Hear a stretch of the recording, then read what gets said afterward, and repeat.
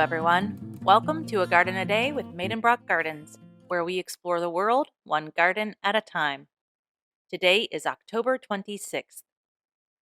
We're headed to the Indian Ocean today, to the island of Sri Lanka, to the Hakgala Botanical Garden. Hakgala is one of the 5 botanical gardens in Sri Lanka and is the second largest. The garden spans nearly 70 acres and is located about 5,500 feet above sea level. This gives the garden a cool subtropical climate. The best time to visit the garden is between mid-March and August, with April being the peak time to see the prettiest blooms. The garden was established in 1861 by English botanist George Henry Kendrick Thwaites as a cinchona plantation. Cinchona is a genus of trees and shrubs from which quinine is derived, and you might remember that quinine was a useful treatment for malaria. Eventually, tea replaced cinchona on the plantation, and as you might already know, Sri Lanka was historically known as Ceylon.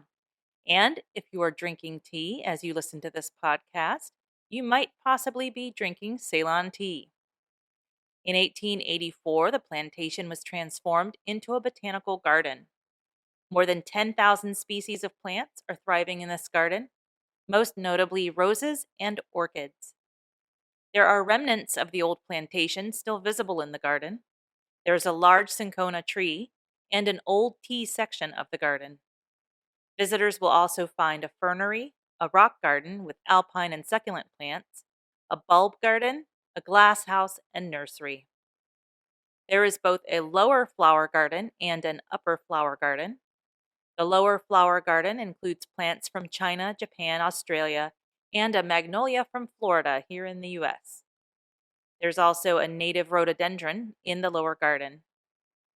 The upper flower garden includes a Montezuma pine from Mexico, a miniature rose collection, and a number of other interesting trees from around the world.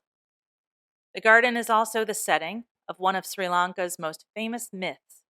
It's believed to be the place where the Hindu goddess Sita, the goddess of beauty and devotion, was held captive by Ravana until she was rescued by her husband Rama.